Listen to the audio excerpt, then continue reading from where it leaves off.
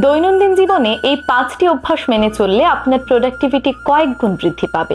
চলুন দেখে নিই এই সহজ 5টি অভ্যাস আপনি কিভাবে রপ্ত করতে পারেন।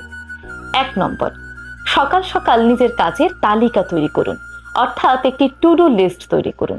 আপনি পুরো দিন যা যা করবেন, ভোরে ঘুম থেকে উঠেই তার একটি তালিকা তৈরি করে নিলে আপনার সময় যেমন বাঁচবে, তেমনি আপনার কাজগুলো অনেক সহজ হবে।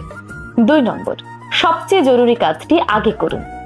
আপনার যে টু ডু লিস্ট তৈরি করেছিলেন সেখানের সবচেয়ে জরুরি যে কাজটি, সেটি দিনের প্রথম ভাগে করে ফেলুন।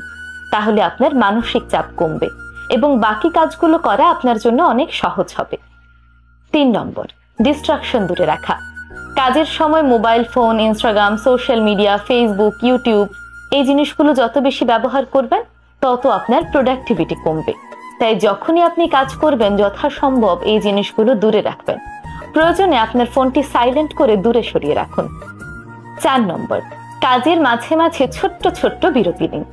যেমন কয়েক ঘন্টা কাজ করার পর 5 মিনিট বা 10 মিনিটের একটি বিরতি নিন, কিন্তু সেই সময় সোশ্যাল মিডিয়া ব্যবহার না করে একটু ঠান্ডা বাতাসে ঘুরে আসুন, একটু পানি খেয়ে নিন, একটু প্রকৃতি দেখুন। এতে করে আপনার মাথা যেমন ফ্রেশ থাকবে, তেমনি আপনার কাজের গতি অনেক গুণ বৃদ্ধি পাবে। 5 নম্বর, আপনার ঘুমের সময়টা ঠিক রাখুন। প্রতিদিন নিয়ম করে 6 থেকে 7 ঘন্টা ঘুম আমাদের শরীরের জন্য প্রয়োজন।